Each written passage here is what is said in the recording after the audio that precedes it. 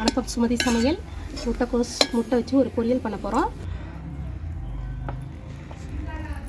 அடுப்பில் கடாய் வச்சுட்டேன்.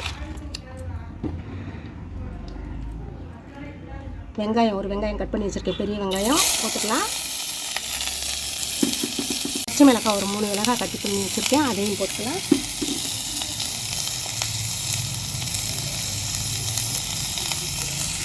கருவேப்பிலை கொஞ்சம் போட்டுக்கலாம். போட்டுட்டு நல்லா வதக்கிக்குவோம்.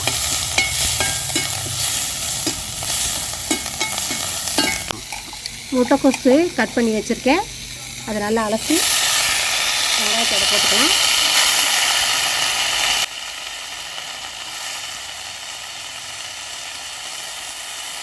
போட்டு எல்லாம் நல்லா ஒன்றா வதக்கிக்கலாம்.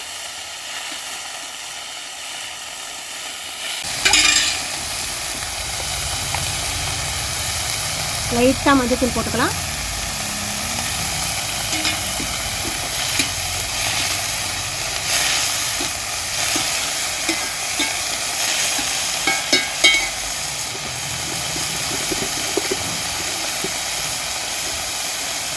காய்க்கு தகுந்த மாதிரி கொஞ்சமாக உப்பு போட்டுக்கோங்க.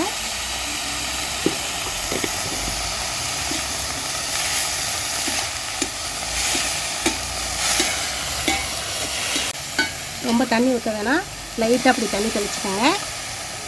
கொஞ்சமாக தண்ணி தெளித்து வேக வச்சுக்குவோம். கொஞ்சம் நேரம் மூடி வச்சுருக்கோம்.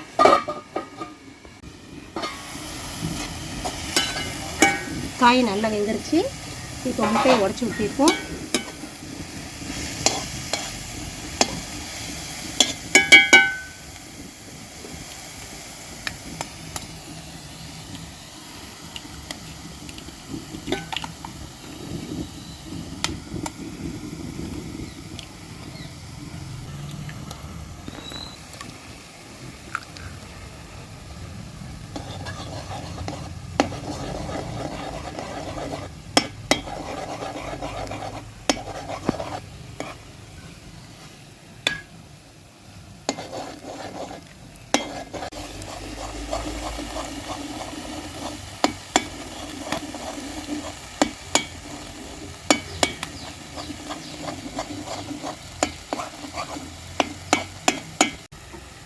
ரெண்டு ஒன்றா போட்டால் ரொம்ப சலசலன்னு இருக்க மாதிரி இருக்கும்.